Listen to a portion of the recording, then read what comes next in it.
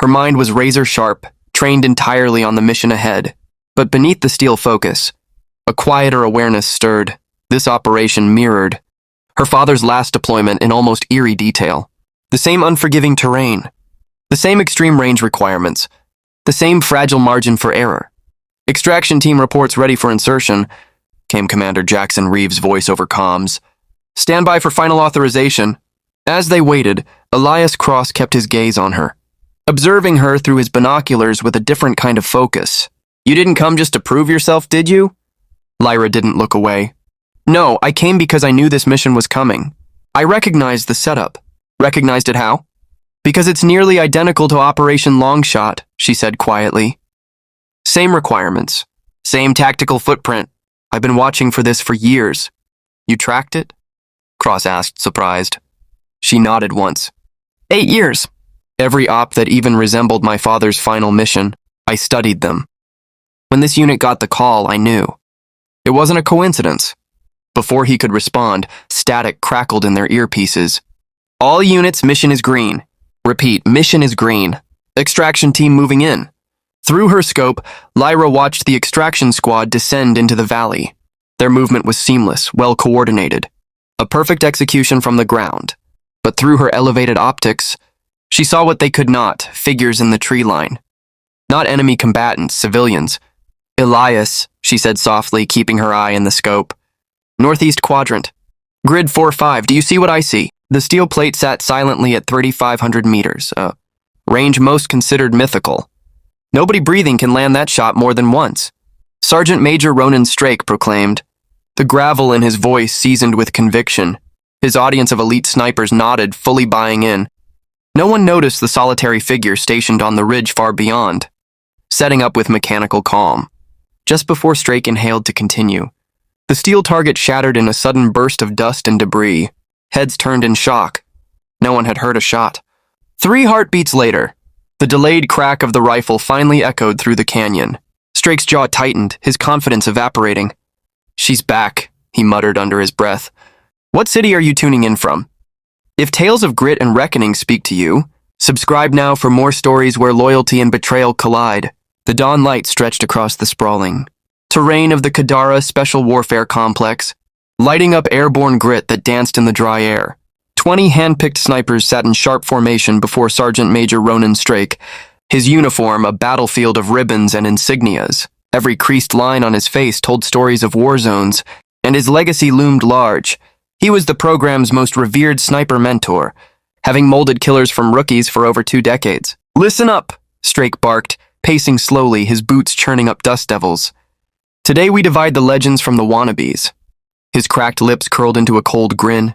"Everyone thinks they're invincible until they meet math." He gestured toward a near-invisible plate perched on a far-off ridgeline, 3,500 meters away, dancing like a mirage. Many strained to spot it with their naked eyes. "Ballistics don't give a damn about your ego," he continued. "That thing out there? We call it the Humbler for a reason. Nobody hits it reliably. But we'll build from the ground up. Precision begins at the fundamentals." The trainees nodded, grave and focused. All except Lieutenant Kayla Vorn, seated at the end of the back row. She was stone still, her expression unreadable behind mirrored combat lenses. Her dark hair was twisted into a regulation-perfect bun. Where others leaned forward eager, she stayed rooted, posture unshakable. Her gear told its own story. Standard issue. Yes, but subtly upgraded and lovingly worn. Not flashy, just refined. Strake started calling names, launching the day's exercise with an 800-meter warm-up. When he asked for volunteers to attempt the 200-meter challenge, Kayla's hand moved, barely, but Strake's eyes swept past her like she didn't exist. "Specialist Donovan, front and center," he ordered, pointing to a barrel-chested soldier seated ahead of Kayla. From a distance, Captain Dorian Kale observed the scene through high-grade binoculars. His jaw tensed the instant his gaze landed on Kayla among the trainees. Without hesitation, he tapped the encrypted comms unit clipped to his side and stepped into the shadows. "She's on site," he murmured into the receiver. The voice that returned asked just one question. Kale glanced back at the training yard. "Yes, sir, confirmed. Lieutenant Vorn, what are your orders?" One after another, the sharpshooters took their turns at the intermediate range. Most did well, tight groupings. Professional focus. But once the targets pushed beyond 500 meters, Precision crumbled. Strake's sarcasm thickened with each miss. "This is exactly why we rehearse, boys," he announced with a smugness that bit into every ego. "So you don't waste rounds on fantasy shots when real lives are on the line. So you know when to call an aerial overwatch instead of pretending to be the lone hero, pulling off miracles." Captain Kieran Rell, a sharp-eyed trainee with calculating hazel eyes, caught the subtle movement as Kayla Vorn gathered her gear and slipped from the main group. His gaze tracked her with quiet interest, noting the economy in her stride. Every motion deliberate, nothing unnecessary. As Kayla curved along the perimeter of the training grounds, quick flashes tore across her thoughts like silent detonations. Rank insignia being stripped from her fatigues in a sanitized briefing room. Headlines in bold ink. "Black Op turns deadly, 5 soldiers. Lost, a senior officer unable to meet her eyes, while reading from a rehearsed condemnation. Her jaw set in a barely visible twitch as she moved purposefully toward the motor pool, beyond the training yard.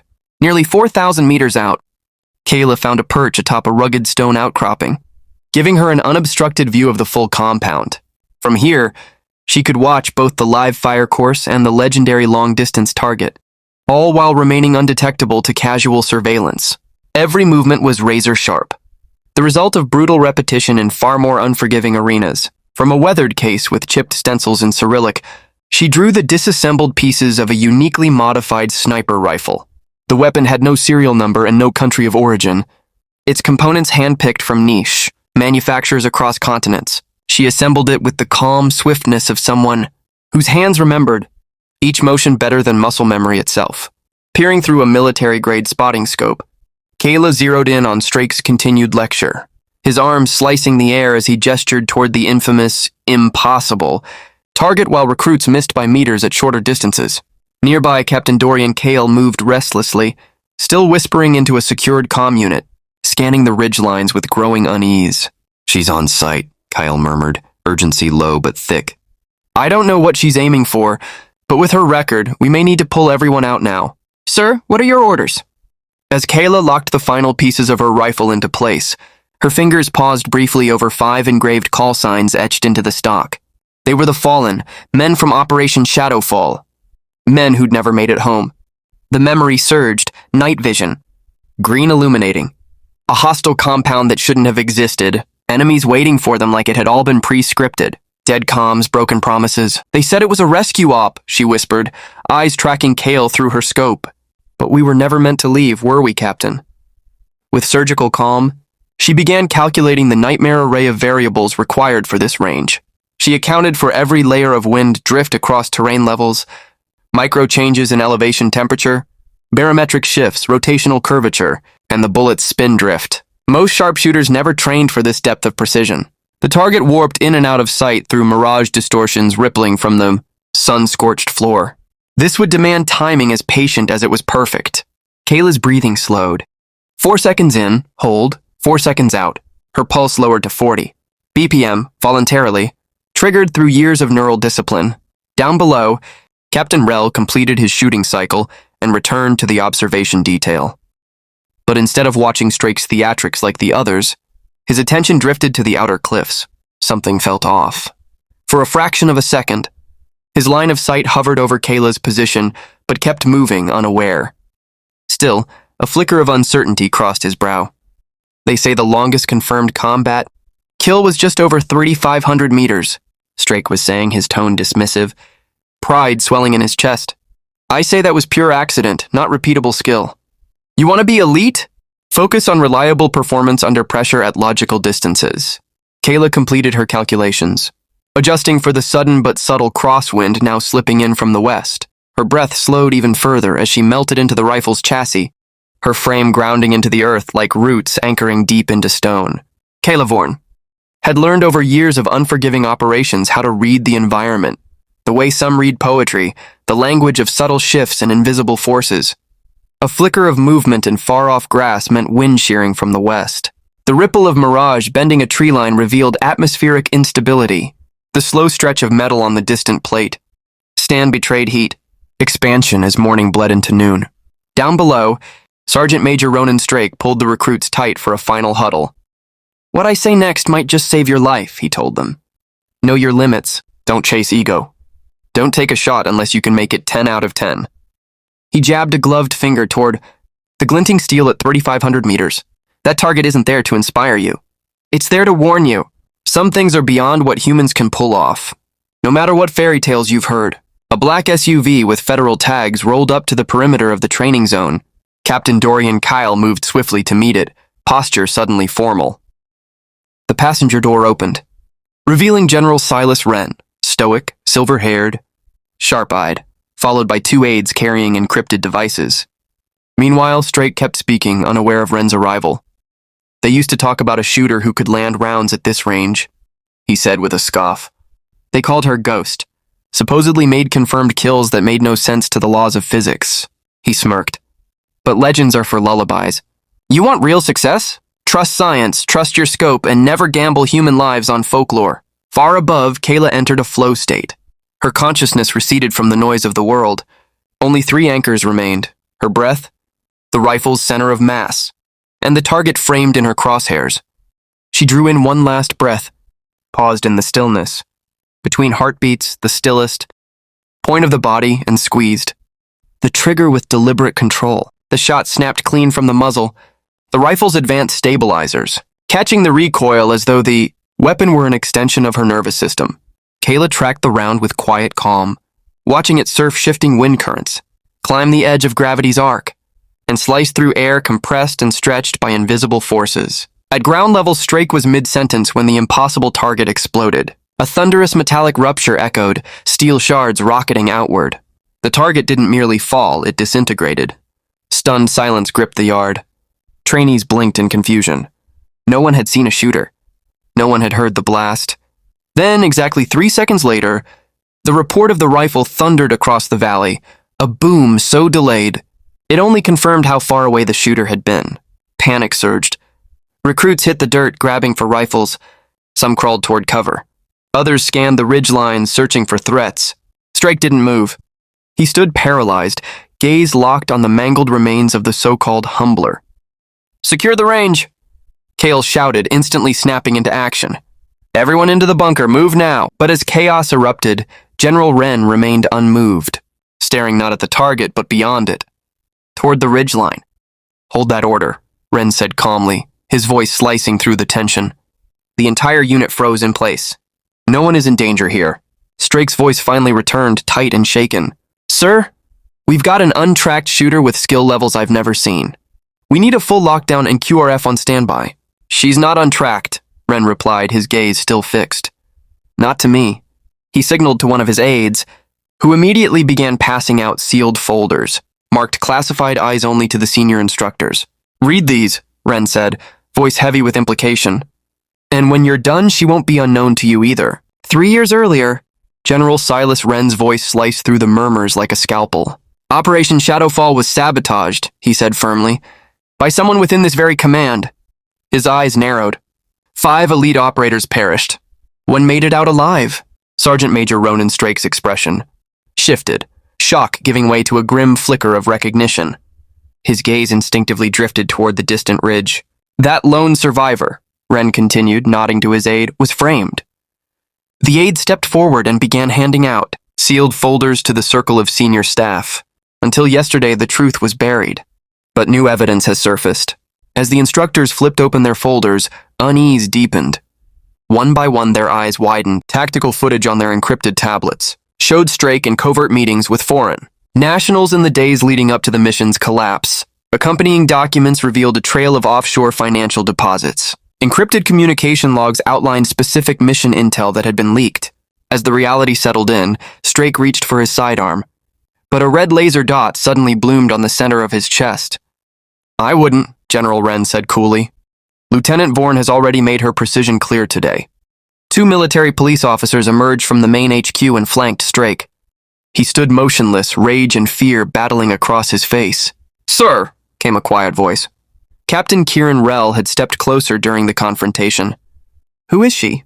Wren's answer carried across the now dead silent training ground. "Lieutenant Kayla Vorn, the most decorated sharpshooter in special operations. History until we abandoned her." The general turned to face the stunned trainees. 3 years ago, she led a 6-person team into hostile territory. The objective, Extract American hostages held in a black site. But the intel was a trap. There were no hostages, just an ambush. 5 of our best were lost. His voice lowered with weight. Lieutenant Vorn fought her way out against overwhelming odds, alone, wounded, and when she came back, we didn't give her a medal. We gave her accusations. We revoked her clearance. We erased her record. We lied. Captain Dorian Kale stepped forward stiffly, spine straight, his voice clipped. Why has she returned, sir? Ren didn't hesitate. He held up a secure data module for all to see. Because yesterday, intel teams recovered this, irrefutable proof that Sergeant Major Ronan Strake sold out. Operation Shadowfall. He leaked classified mission data in exchange for foreign payment. His betrayal killed 5 of our own. The red dot remained fixed on Strake's chest. Breathing ragged, Strake finally spoke. None of this will hold in court. You know how this goes. I'll be discharged quietly, that's all. Maybe a few months in minimum security, Strake muttered bitterly. These things get buried. They always do. Not this time, General Silas Wren replied coldly. Lieutenant Vorn didn't just bring proof of your betrayal. She brought a full list of everyone involved in the conspiracy. At that moment, the deep thrum of rotor blades echoed across the range. A tactical transport? Helicopter crested the ridge where Kayla, Vorn had previously taken her shot. It hovered for a moment before descending in a controlled landing. As it rose again, one additional passenger was visible aboard. Captain Rell, Wren said without taking his eyes off the retreating aircraft. Assemble the trainees in the main briefing hall. 30 minutes. They deserve the truth about Shadowfall and why it still matters. As the stunned group began to disperse, Sergeant Major Ronan Strake was led away in handcuffs by military police. His once commanding presence now looked small. General Wren remained at the range, watching as the chopper angled toward the command center's pad. Captain Kale, he said, voice low but sharp. You've been remarkably quiet. Kale stiffened. Sir, I was simply following protocol when I reported Lieutenant Vorn's presence. Wren nodded slowly. And 3 years ago? When you delayed the extraction team that might have saved those 5 operators, was that protocol too? Kale opened his mouth to speak, but Wren cut him off. Lieutenant Vorn's file included detailed records. Logs of your comms with Strake before, during, and after Shadowfall. Kale's hand drifted toward his holster, too slowly. Specialist Kieran Rell was already moving. He hit Kale like a linebacker, driving him to the ground and pinning him with practiced precision. Kale's sidearm slid across the gravel. Rell pulled zip cuffs tight around the captain's wrists. Well done, Specialist, Wren said, nodding. My brother was on that team, Rell replied quietly. Call sign Hawk. Recognition flickered in Wren's eyes. Elijah Rell, one of our best. I hadn't made the connection until now. I enlisted after he died, Kieran said. Requested sniper training because of him. Wren's expression turned solemn. Then you'll want to witness what happens next. The helicopter touched down. Its blades slowed as Kayla Vorn stepped onto the tarmac, rifle case in hand. She moved with effortless control, every motion efficient and precise, her presence radiating the unmistakable calm of a Tier 1 operator. 2 security officers flanked her, but they kept their distance, more ceremonial than protective. Lieutenant, Wren greeted, offering a crisp salute. Kayla returned it with exact precision. Sir? Impressive shot, Wren remarked. I had perfect environmental conditions, she replied modestly. Don't downplay it. No one else here could have pulled that off. His tone shifted. Strake and Kale are in custody. The files you gave us have been authenticated. Arrests are underway. 3 continents, dozens of targets. Vorn gave a single nod. Her face was unreadable. And the rest, sir? The Secretary of Defense authorized a global operation. Every asset tied to Shadowfall will be apprehended or confirmed. Neutralized within 24 hours. For the first time, something subtle shifted in Kayla's expression. Then it wasn't for nothing, she said. No, Wren replied. Their sacrifice counted. He gestured toward the facility. There are young soldiers in there who deserve to hear the truth. Will you tell them? Is that an order, sir? A request. They need to understand what integrity looks like and what it costs. Kayla considered for a moment, then nodded once. For the record, sir, she said, I didn't come back for redemption or reinstatement. I know, Wren said softly. You came back for the same reason you survived, to finish what others couldn't. 1 hour later, the main briefing hall was standing room only. Trainees sat in rigid silence. At the front stood General Wren, flanked by Lieutenant Kyla Vorn. "What I'm about to reveal," Wren began, "was classified at the highest level. That classification has been temporarily suspended. By presidential order, for this briefing only." He activated the central projector. Tactical maps and operation schematics filled the screen. Operation Shadowfall was a Tier 1 extraction mission. Objective: retrieve 3 intelligence assets from a hostile compound in Eastern Europe. Lieutenant Vorn led a 6-person team, handpicked for precision, endurance, and loyalty. The intel came from Sergeant Major Strake. Video played. Night vision helmet cam footage, grainy but clear. The team's quiet insertion. Silent hand signals. Stacked formations. Breach. They expected hostages, Wren narrated. Instead, they walked into a coordinated kill zone. Chaos erupted on screen. Muzzle flashes. Operators falling in textbook positions. Vorn's voice cutting through the din, calling for extraction. Static. "There were never hostages," Wren said grimly. "The intelligence was fabricated. This wasn't a rescue. It was an execution." New slides appeared, financial reports, encrypted message logs, lists of names. Strake and his allies sold the mission for money. The team had unknowingly uncovered evidence of corruption, tied to several military contracting firms. Shadowfall was a cover to silence them. More footage played. Kyla dragging wounded teammates, providing trauma care while under fire, calculating retreat vectors with dwindling ammo. She survived using techniques taught to her by the very man who betrayed her, Wren said. Injured, hunted, alone, she evaded capture for 3 days and reached an Allied outpost on foot. He paused the feed, turned to face her. What happened next was perhaps the greatest betrayal of all. His voice deepened. Lieutenant Vorn was detained. Her report classified. Fake evidence created to frame her. Her rank stripped. Her medals revoked. Her career erased. A hush fell across the room. Wren stood tall. Lieutenant Kyla Vorn. On behalf of the United States Armed Forces, I formally apologize for the injustice you endured. He extended a folder. Effective immediately, your rank, clearances, and decorations are reinstated. Full back pay and benefits restored. Captain Dorian Kale stepped forward carrying a velvet case with a quiet reverence. He opened it to reveal the Distinguished Service Cross, its silver gleam catching the overhead lights.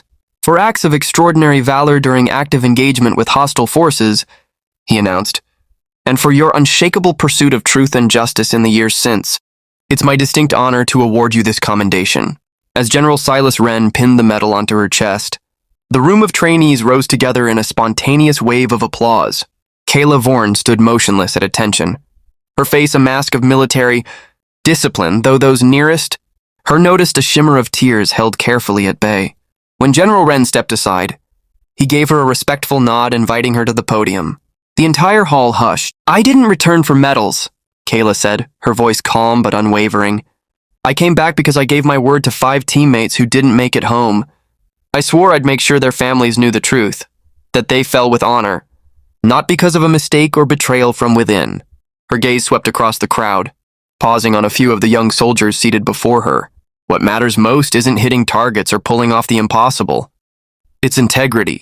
It's standing by your team, even when they're not here to stand by you. Even when the system itself would rather forget them.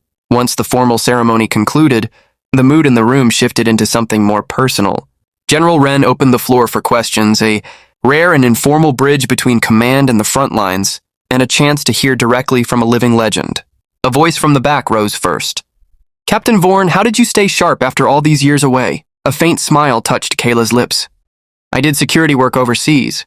Allied nations didn't care what my status was back home. What our military discarded, others welcomed." Another trainee raised his hand.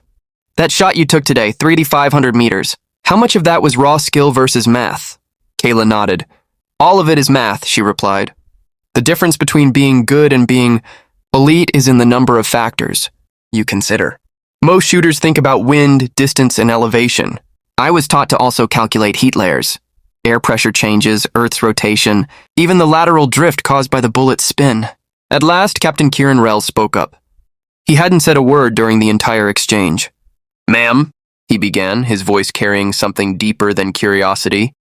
"My brother Elijah Hawk Rell wrote to me about you before that final mission. He said you were the sharpest he'd ever met, that you could read wind off a dust trail half a kilometer away. For the first time, Kayla's composure cracked just slightly. Her jaw tensed. Elijah was the soul of our squad, she said quietly. He saved my life twice that night.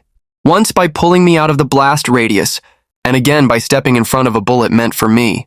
The official file claimed I deserted the unit. I know, Rel said softly. That's why I asked to be transferred here. I needed answers. The room went still as Kayla Vorn descended from the podium and walked toward Captain Kieran Rel. From her pocket, she drew out a weathered challenge coin and pressed it into his hand. He handed me this the day I assumed leadership of the unit, she said gently. Called it his lucky coin. I've kept it with me every single day. What began as a formal ceremony had quietly become something far deeper. General Silas Wren nodded to his aides, who brought forward bottles of water, passing them down the rows. In our tradition, the general said, lifting his bottle, we raise a drink to those who paved the way before us. Colonel Vorn, would you do the honors?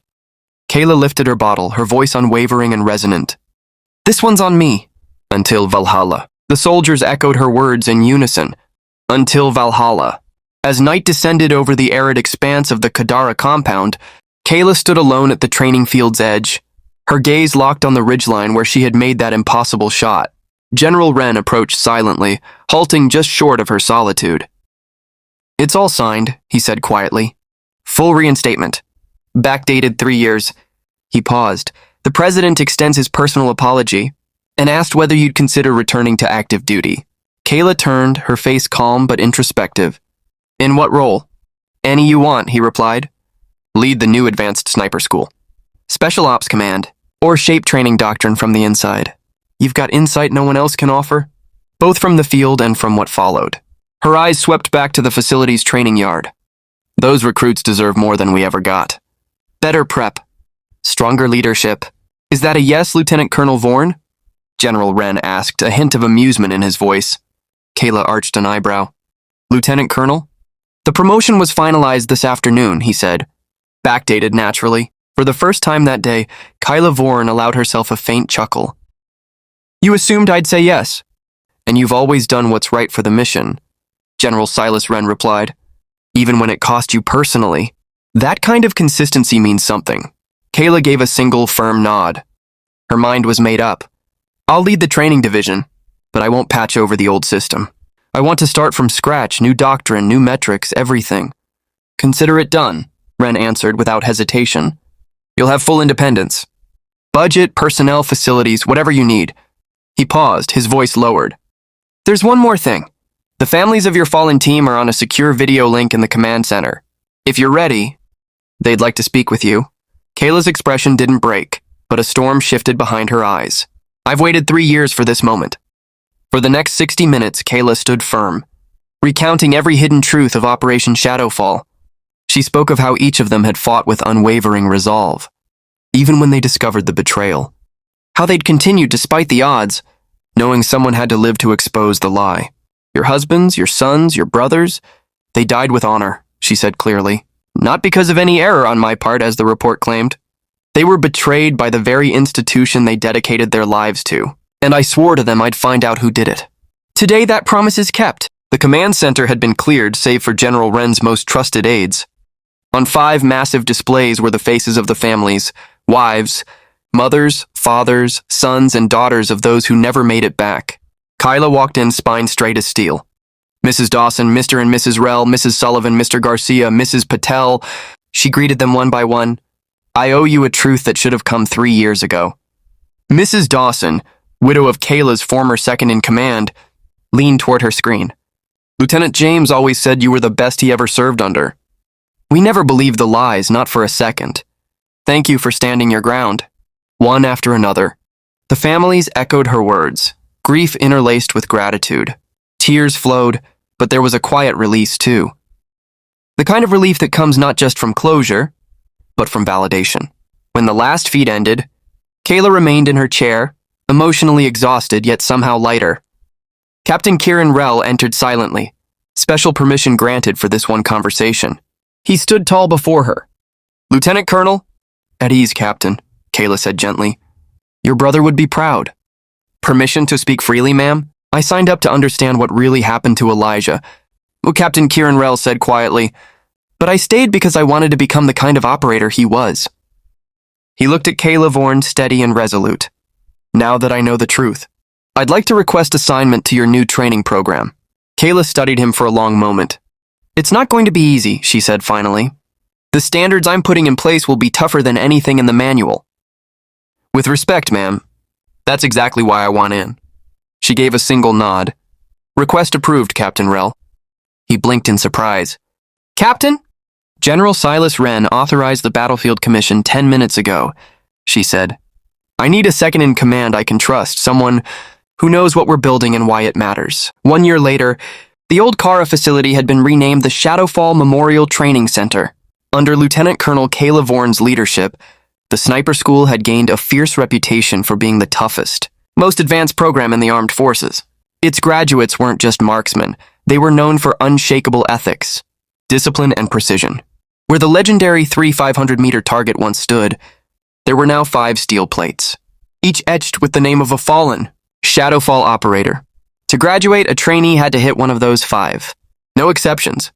That morning, Kayla stood in front of a fresh class, the early light stretching long across the desert range. Distance isn't just physics, she said, pacing slowly. It's patience. It's reading the world between you and your objective. And sometimes the hardest targets aren't the far ones. They're the ones hidden in plain sight. She gestured toward the distant ridge. Yesterday, you all attempted the final shot. 3 of you made it. That's a record. The rest will get another shot next week. Captain Rel joined her at the front. Today, he announced, we're increasing the difficulty. You'll be dealing with unpredictable wind shear across multiple altitudes. The flags will give you surface data, but if you want to pass, you'll need to think in 3 dimensions. Kayla continued the briefing, her voice confident, precise. She had revolutionized the program, incorporating lessons from her years working independently in hostile environments across the globe. When training ended, Kayla made her daily walk to the ridge, where she had taken that once impossible shot. Now, 5 stone markers stood in a quiet arc facing the sun. Each bore the rank, call sign, and name of someone lost in Operation Shadowfall. She placed a single round on each headstone, a sniper's silent tribute. As she stood, a figure approached from behind, young, rigid at parade rest, clearly nervous but determined. Lieutenant Colonel Vorn, the recruit said. Permission to ask a question, ma'am? Kayla nodded. Is it true you made that shot from over 3 miles? With a standard rifle? She looked at him, saw the ambition in his eyes, the quiet hunger for mastery. The rifle was customized, she said evenly. But the distance? That's accurate. What were you thinking in that moment? Kayla looked toward the memorials. I wasn't focused on the shot, she said. I was thinking about a promise. One I made to 5 people who trusted me with their lives. I swore I'd bring the truth forward no matter how long it took. She turned to the recruit. The shot? That's just mechanics. What matters is staying loyal to your team, to what's right. Some targets are visible.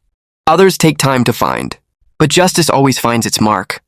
The recruit nodded, absorbing every word. Now, Kayla added, a slight smile playing on her lips, if you want to learn how to make that kind of shot consistently, report to the long-range course at 0500 tomorrow. Captain Rel and I will be there, leading a special session for anyone who's willing to earn it. As the recruit walked off with renewed determination, Kayla lingered a moment longer beside the stones. The sun had begun its descent, casting the range in deep amber and gold. In the distance, she could see the facility alive with motion, the next wave of elite shooters, preparing for whatever came next. Her hand touched the center stone. Elijah Hawk Rel.